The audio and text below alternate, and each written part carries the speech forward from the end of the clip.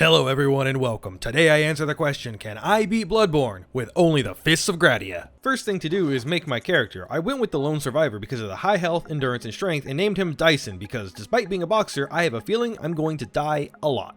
Oh, sorry, was I interrupting your lunch? All according to Keikaku. Waking up in the hunter's dream, I am able to pick my starting weapon, but you'll notice the Fist of Gratia isn't there. Well, run's over everyone, time to pack up and go home. I'm just kidding, but I do need some outside help for this one. Enter my friend JK Leeds. He was kind enough to magic the weapon into my inventory. Don't ask me how he did it because something legal defense. Anyway, thanks JK. So, let's talk about this weapon's moveset. It kinda sucks. For whatever reason, this is a left-handed weapon, so it doesn't have a full moveset. I am able to uppercut with it, but that's it. On the upside though, it doesn't appear to be a terrible weapon. It only has 30 less base damage than the saw cleaver, so it shouldn't take that much longer to down enemies, right? Right guys? Why aren't you answering me? Okay, it's time to get revenge on the other wolf. Guys, I don't want to do this anymore. It takes 8 hits to kill a regular enemy. 8! Oh, what have I gotten myself into? Okay, maybe it's not so bad. I mean, it can be upgraded, and I'll be able to socket some good gems to make up for it, so there's no need to be worried yet. I make my way through Yharnam, grabbing basically everything that's not bolted to the ground. If it's not an upgrade material or vial, it's free echoes. If I'm gonna die, at least I can do it in style. I upgrade my weapon, leveling up health and endurance, then spend whatever is left on blood vials before heading into the first boss, Father Gascoigne. Now, I'm gonna do something a little different in this video. Because the bosses are going to take a considerable amount of time compared to other runs, I'm going to discuss my thoughts and strategies about them while letting the whole fight play in the background. Since I will likely finish what I want to say before the fight concludes, I'll leave timestamps in the description for when the fight starts and end for those of you that want to skip around. Anyway, back to Father Gascoigne. I was a little rusty with Bloodborne in general, so I tried just observing him to see if I could pin down the best time to attack, but he had other plans and slapped me around. In the other FromSoft games, that's not really an issue. You have an unlimited amount of heals to die again, but Bloodborne's not like that. Made even worse by the fact that if I want to farm them, it's gonna be painful, but I digress. I do a staggering 22 damage a swing. Gascoigne has 2031 health, meaning I'll need to hit him about 93 times. I'm not joking when I say I'm already regretting this, but I'm nothing if not determined. The one and only upside to the Fist of Gratia is its crazy stagger damage. Basically, any small or humanoid enemy in the game will be staggered in one hit, interrupting them in almost every case. But it can't open the enemy up for a riposte, so it's almost objectively worse than a gun. I mean, who knew Brass Knuckles would lose to Bullet, am I right? Okay, but like seriously though, I can't think of a single reason to use this thing over the Hunter Pistol. It might deal more base damage, but if you land the riposte, that'll do more even at blood level 4. It has way less range. I just can't see the upside to this weapon existing at all. I guess it can use the rally mechanic. I mean, it's basically worthless, but technically a gun can't, so that's one up on the firearms, but still. Anyway, ranting aside, Father Gascoigne can be staggered during his human phase, so it just becomes a game of get a hit in, back off, repeat ad nauseum. Phase 2 are where things get spicy, but by spicy, I actually mean only slightly less boring. He can still be staggered in one hit, but his attacks become a bit more frantic. Fortunately, he seems to struggle hitting things directly to his left, so just walking around him or the occasional dodge is enough. After a brief 7.5 minute encounter, he goes down on the first try.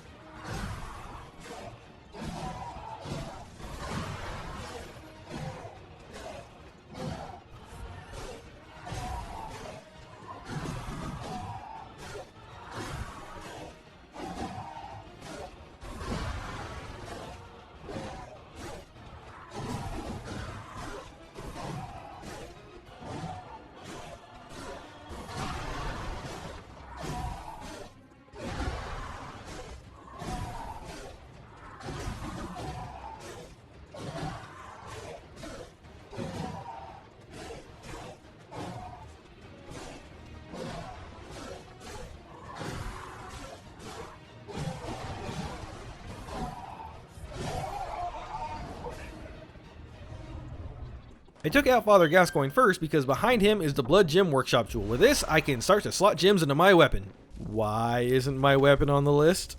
Why isn't there any gem icons on the weapon? Wait, so let me get this straight.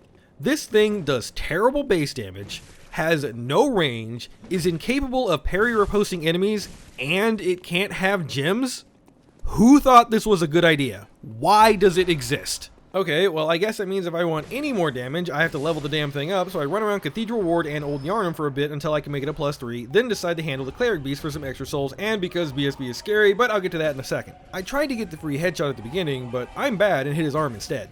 There isn't a whole lot for me to say about this one. All of his attacks deal little damage, meaning even my pitiful rally is useful. He staggers after 4 hits, so as long as I keep a mental count, I can try to use that to stop him from attacking briefly. But it doesn't really matter because with my abysmal damage, I can't capitalize on it anyway. His limbs are able to be broken, which means I can get extra damage. But like, it's so small, I didn't even notice. Cleric Beast has 3015 health and I was doing 19 a swing, so I only have to hit him 159 times. You know, when I said I wanted to play more Bloodborne, this isn't what I had in mind. Right, anyway, strategies. There isn't any. I mean, he does so little damage and rally actually pulls its weight here, so it's honestly just like a normal playthrough, except 12 times as long. After just over 6 minutes, he goes down on the first try.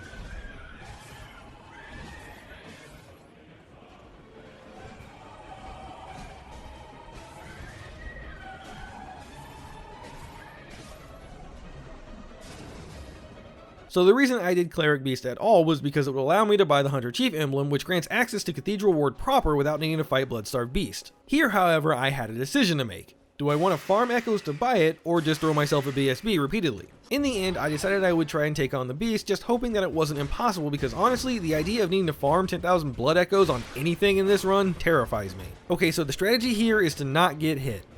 No, but like actually though, not just memeing. Well, specifically phase 2 and 3 is where I want to avoid being hit because BSB infuses her claws with poison and I, in my infinite wisdom, did not wear poison resistant gear. It's fine though because she thankfully has a fairly slow phase 1 that lets me learn the opportunities to attack. Honestly, since this is the first time in a long time I've had to fight the bosses for longer than like 40 seconds, it was like relearning their moveset, so this is good. She is a well-designed encounter for this specific reason. I had remembered from other playthroughs that BSB's weakness is walking to the left, so that's exactly what I do. Fortunately, she can be staggered in one hit, so I quickly learned the strategy was to avoid an attack, get a single hit in, and then wait for her to do her little spinning repositioning thing. If I walk straight at her, I can land a second follow-up hit, and the stagger gives me enough time to back off and reset. I did end up getting poisoned a couple of times, but I had enough antidotes to fix that issue. However, at 23 damage a punch to her 3,470 HP, I'm going to need to hit her 151 times. It only took 17 fucking minutes. Strap in, folks. If you're watching the whole thing, this is going to be a long one.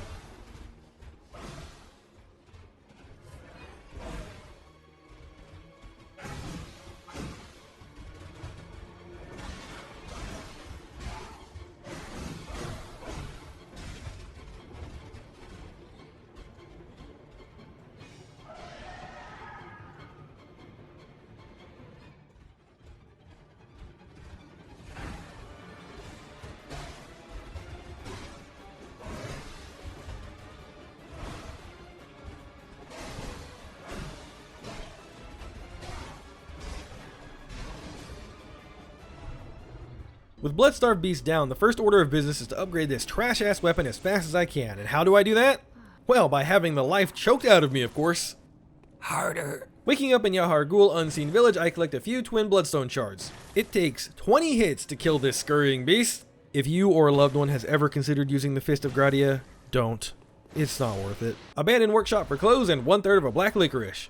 You know, I made that joke, but I'd bet that this umbilical cord would taste about the same, probably better. I fight my way to Ariana to have her go to the chapel, only to realize I never unlocked the chapel as a safe haven. Thankfully, it's in the same area, so I can just run over there and talk to Mr. Man, then run back, no extra fighting necessary. With the future of Yharnam taken care of, I make my way to Hemwick Charnel Lane. First thing on my to-do list is to collect the remaining twin bloodstone shards to make my weapon a +6, then I jump into the Witches of Hemwick fight only to immediately peace out. Yeah, you know where this is going. I spend all my insight, then sell everything and get a couple of levels in vitality and endurance. So the witches are the only fight in the whole game that I wasn't worried about. Well, that's not completely true. I was worried that if I somehow died, by law I would be required to uninstall the whole PlayStation. They don't fight back. I mean, they can, but like, they don't, you know? The trick is making sure they die at the same time, or rather within the same time frame. I want to say it's 50 seconds, which is normally extremely generous, but here I can't do a whole lot of damage, so they need to be as close to each other in health as possible. One thing that I don't see people talking about is that when they reappear after teleporting away, they are briefly visible. You can use that to track which one was the one that teleported away from you.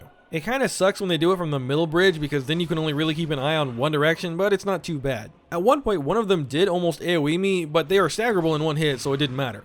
That's it. I don't have anything else to say about this one. It's the most boring encounter in the whole game. Even more boring than Micolash, as at least he tries to commit hentai on me. At 57 damage a punch with 2,611 health, I have to hit each of them about 49 times, and it took just over 6 minutes.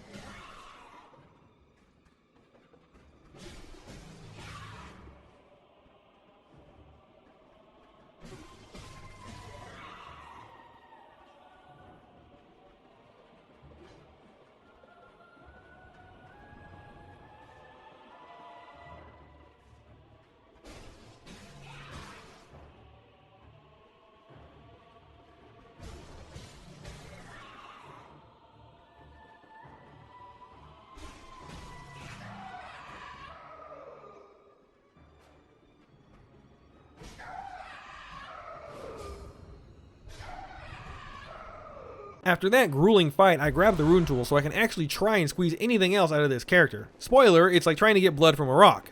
But not that blood rock, that would be helpful. Before proceeding, I make sure to grab the lake rune, then equip it as well as the communion and moon rune, then I make my way to Vicar Amelia. So this is a fight I was worried about going in. In hindsight, I'm not really sure why. I mean, I suppose it would be a combination of my low damage and her ability to rip me to pieces, but I had a decent amount of health at this point, so I might have been worried for nothing. Anyway, the fight would probably have been a giant pain in the ass, except Amelia can stagger in 3 hits. It's 100% possible to get her in like a 90-ish% consistent loop after the first stagger. Basically, you hit her twice, and if you're positioned on her back foot, she'll either jump backwards or attack jump backwards, which whiffs because she uses the wrong hand. Anyway, then you can just casually walk over to her and land the 3rd hit, resulting in a stagger. The hardest part about this is managing my stamina because I simply didn't have the regen necessary to always pull it off. But that's honestly it. It's like a lot of walking around her and just punching her in the kneecap. She used to be a threat, until she took a Fist of Gratia to the knee.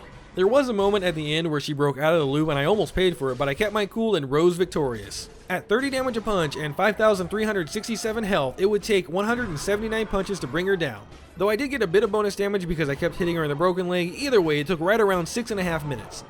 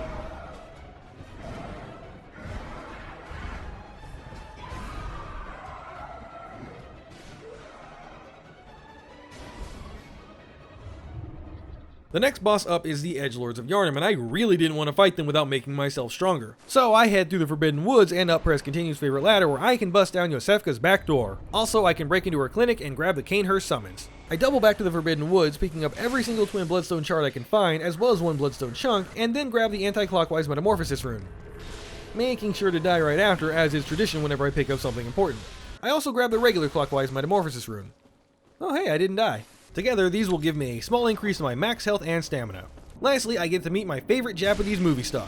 I always found the lecture hall kind of a weird area. It's extremely small and basically just serves as a gateway to two different areas. I don't know, it kind of feels like the trademark From Software Coffin Ride, except we're actually able to explore the inside. Anyway, after grabbing everything that isn't bolted down again, I head over to the Nightmare Frontier. This place, I don't really like it. I've always found it very difficult to navigate, and I'm not entirely sure why. On my first ever playthrough, I definitely found everything, but it's like I immediately forgot where it all was, like some kind of twisted dream world that I can't grasp. Oh well. I'm only here for some large scurrying beasts. The first one I set my eyes on is... it's in a poison pool, surrounded by enemies. Yeah, no, let's not. The other one is in a sort of safer position. It's alone, but also at the edge of a cliff that's underneath a winter lantern. Oh well, I take it out for 2 bloodstone chunks and then quickly get the hell out of Dodge. Then I meet with my other favorite Japanese movie star, and that joke is more applicable here, because the Hunter's Nightmare wants to fuck me. But there are no rings in this game, so it can't pin me down, and I'm free to come and go as I please. This joke got kinda weird. I'm only here for bloodstone chunks, is what I'm trying to say. The only thing worth noting is that somehow, someway, I managed to survive the Bloodstarved Beast room at the end of the Blood Cave. I legitimately have zero clue how I did that. Maybe luck is a hidden stat in this game, who knows. I just want to say, my weapon is currently at +7, and it still takes 3 hits to kill the basic ass enemies in this game. Anyway, next stop is Scenic Castle Canehurst. As is tradition, strip everything in the castle for those cold hard blood echoes, and after clearing it out, I have enough chunks to make my weapon +8, and I'm only 2 away from another upgrade. As much as I didn't want to have to get them, there are 2 that I missed. It's from that large scurrying beast I passed in the Nightmare Frontier. So, with much pain in my heart, I head back and throw myself into the poison a few times until I eventually got lucky and claimed those 2 chunks, selling basically everything I own for a staggering 162,000 blood echoes, then dump it all into strength.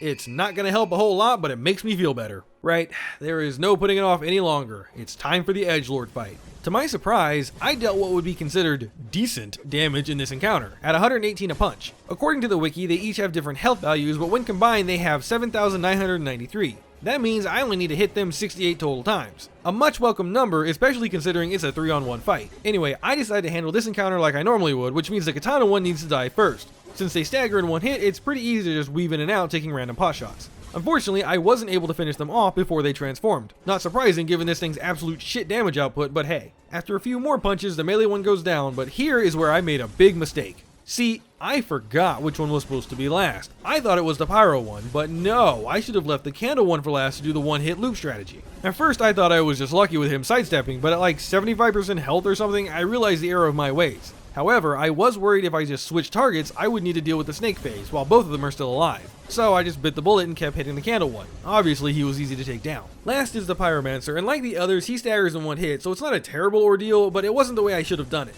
But I will never look a first try victory in the face. It only took 5.5 minutes.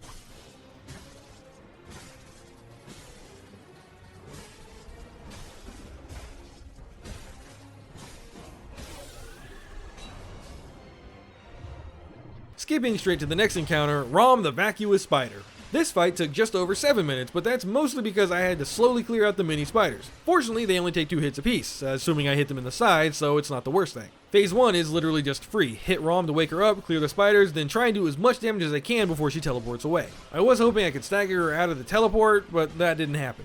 In fact, I don't really recall a stagger at all on Rom, but then again, it wasn't like that was part of my strategy, so it wasn't focused on. Maybe it did and I just didn't notice. Either way, for Rom herself, the plan was to just run in and take a pot shot, then run away. I did have enough health to survive anything she did, not that I wanted to be hit by her attacks, but it was nice knowing I wouldn't insta-die if I made a mistake. I wish I had more to say, but it's basically similar to the witches where the fight against the actual boss is really easy. At 126 damage a punch and 5,058 health, it took about 41 uppercuts to squash this bug.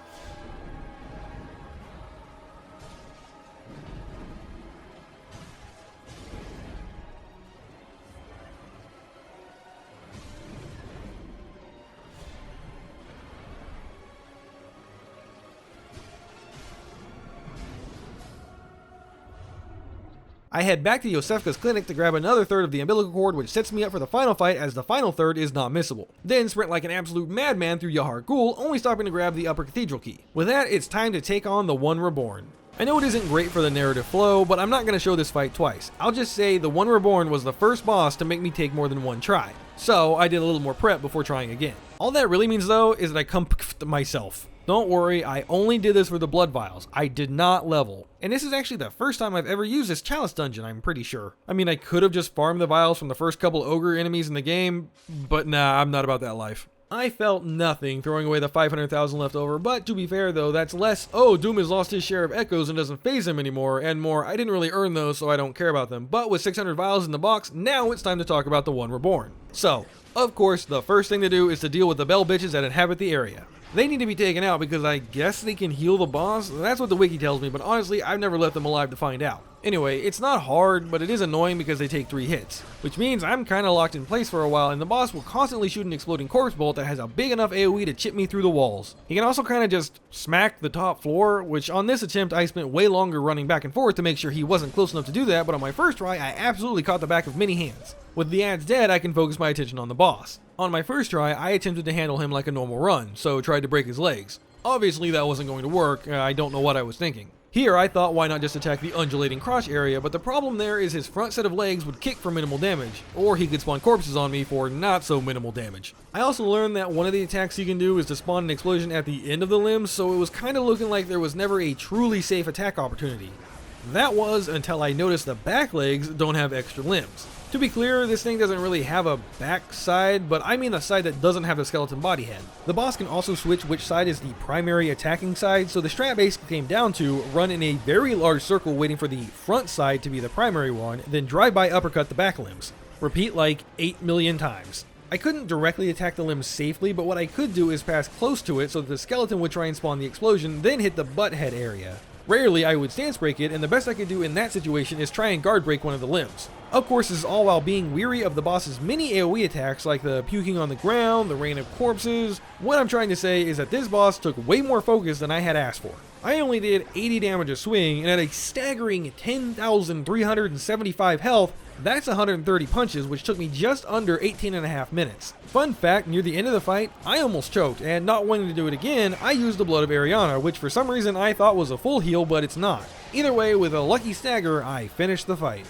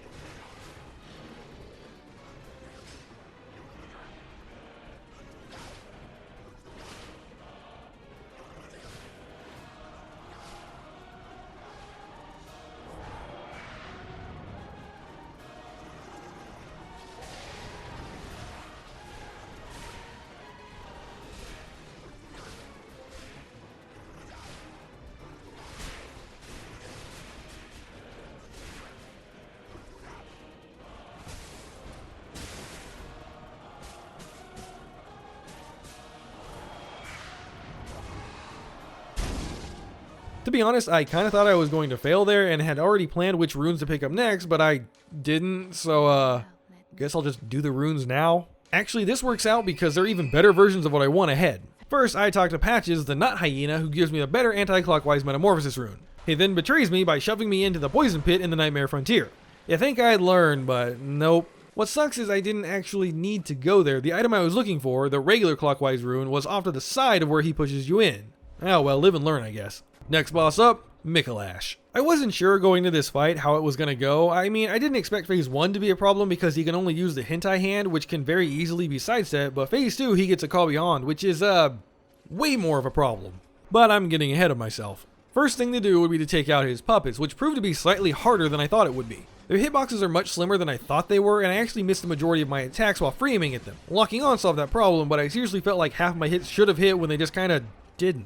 Also, phase 1 took so long, these puppets got back up. I know the ones outside the arena can do that, but these ones I didn't know, as I normally end Micolash in like 12 seconds. Speaking of, I do 35 damage a swing to him, which is kinda weird. I mean, it's a video game, so the laws of our world don't really apply, but how does my brass knuckle deal more damage to the abomination that is the One Reborn than to an actual human enemy? Like, imagine punching a dude and him not flinching, then punching a hole in a cement wall. It just doesn't make sense. Maybe something Dreamworld Nightmare? I don't know, honestly. What I do know is that scared me, because it means I would be in for a long phase 2, and of course, the longer the fight goes on, the more likely I am to die. Except, he never actually casted a call beyond. I'm not sure if it's because I just bullied him into a corner, but it never happened. Actually, funny silly side fact, this is the only fight in the game that the rally mechanic actually helped. Micolash starts throwing hands in phase 2, which does, you know, about as much as I do, so it was possible to heal through it. Still not worth it to use this over literally anything else in the game though. Anyway, at 35 damage a swing and 5,250 health, Micolash takes exactly 150 punches and just over 10 minutes. To be fair, that's also including the time I spent running around his arena, so I don't know, maybe 9 minutes.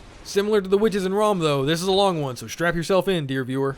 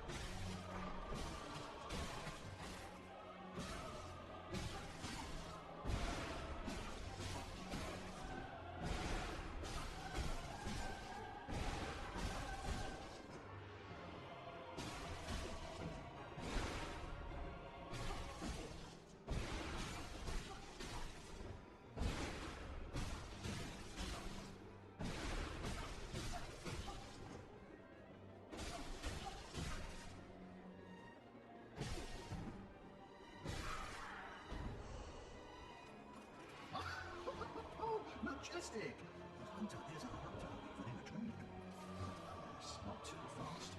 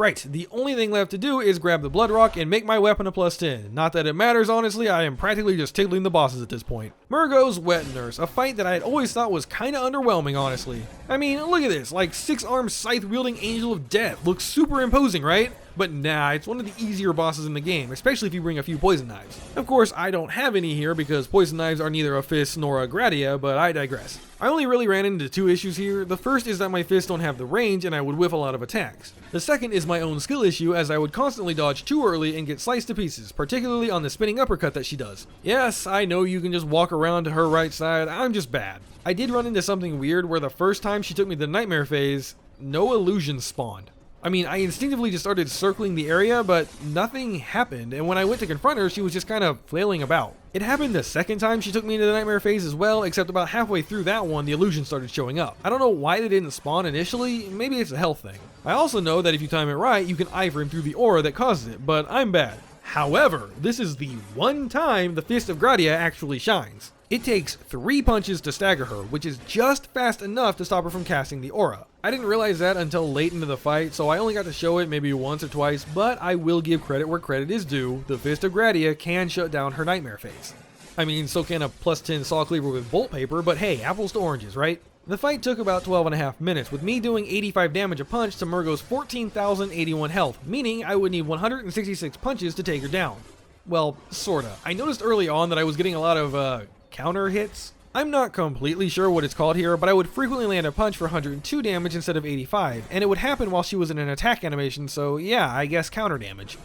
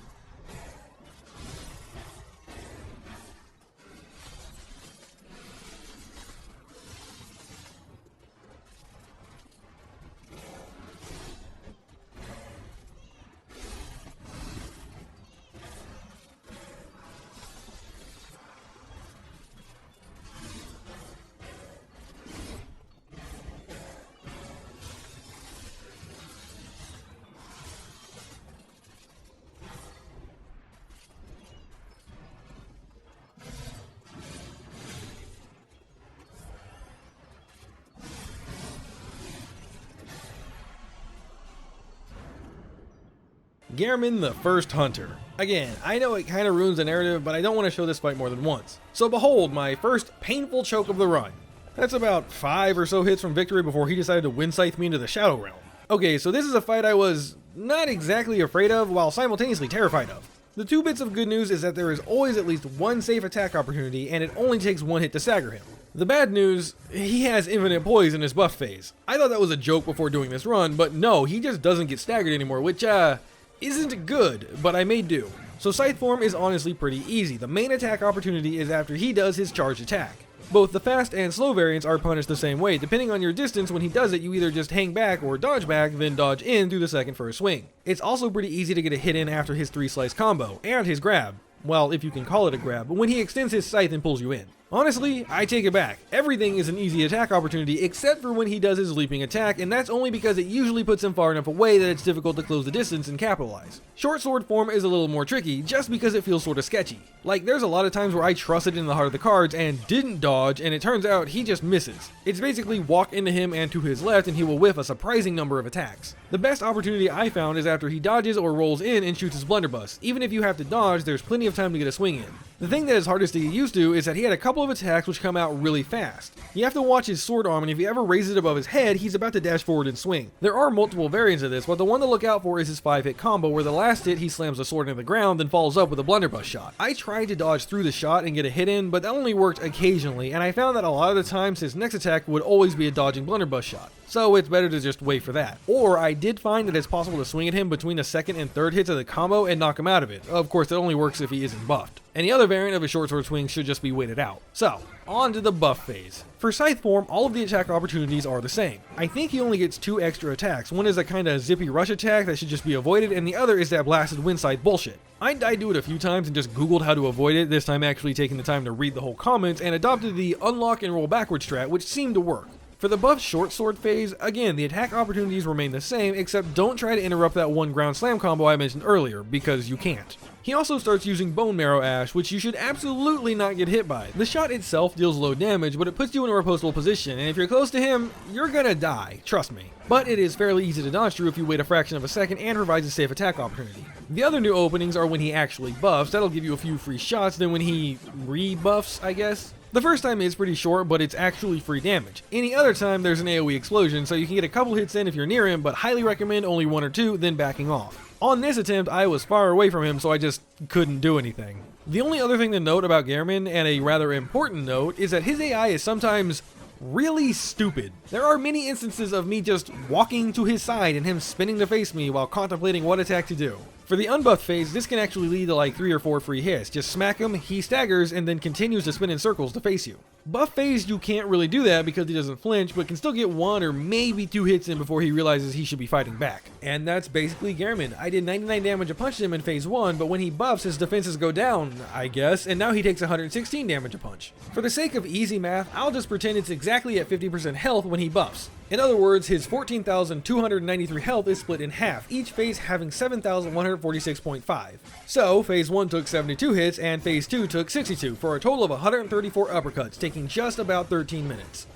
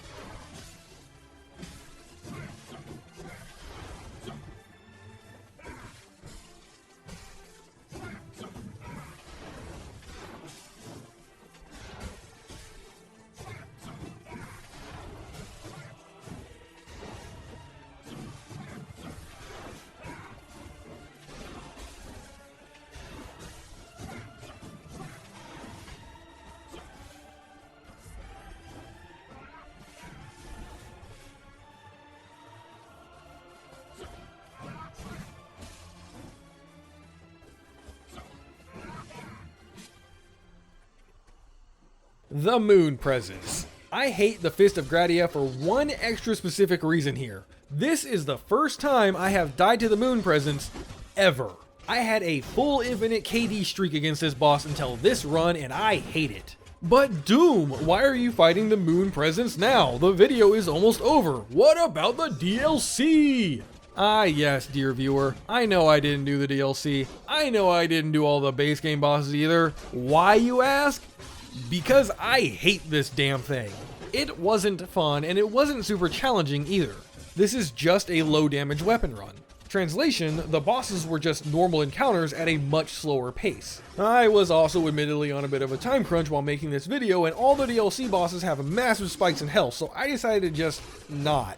Now, I know some of you come here to see me in pain. Totally fair, and I do have a feeling if I do the harder DLC fights, I'll end up choking at the end, and that would be devastating. So, I'll make you a deal, my friends. If this video gets, let's say 15,000 likes, I'll make a follow-up doing all of the other base game bosses and the DLC. I'm sure I'm not going to regret saying that at all. Anyway, back to Holy McHoleface. I actually had to learn the boss's moveset. Which, I mean, even after beating her, I still don't feel like I learned anything, but whatever. She has this jumping attack that you can kind of just walk under. That's a good opportunity. If you're far enough away, she'll do a crawling attack that's a 2-2 one-hit combo. Dodging through the last is a good chance to follow up. She swipes her tentacles everywhere, and if you're right up next to her, it's free damage. But honestly, that's all I got. All you're really trying to do is to get her to phase 2 when she starts doing the 1 HP blast attack. Obviously, you want to get right up in her face and smash it as many times as you can to manage to rally your health back. But also, obviously, you're not going to get very much back, but some of it is better than none, right? And she literally just stands there while you hit her in the face, so... In fact, in hindsight, I could have made this boss really easy, relatively speaking, by just waiting for her to do that and then doing nothing else but getting the free damage in. The problem is sometimes she will spawn blood bubbles. Now, show of hands, who knew that her blood attack puts a debuff on you that stops you from healing? Because I sure fucking didn't. Actually, prior to this run, I don't think I've ever been hit by it at all. So there is a danger that she will cast the timed bubbles, then followed up with a 1 HP attack, meaning you can't really rush in to deal damage as the bubbles also hurt you. Honestly, it's kind of nice that there's like a legit way that she covers herself, kind of like an arena trap. Aside from that though, there's not really anything to talk about. Did you know you could break her limbs? Because you can. I will say the damage numbers were a bit strange in this one. I mean, the base hits were doing 106, but occasionally I got other numbers as well. I thought at first it was counter damage, but then it wasn't always the same amount, and it wasn't while her limbs were broken, so I don't know, maybe she has a weak spot or something. Either way, she has a pitiful 8,909 health, and at 108 damage a swing, it would take 85 hits, and that took just over 8 minutes and 15 seconds.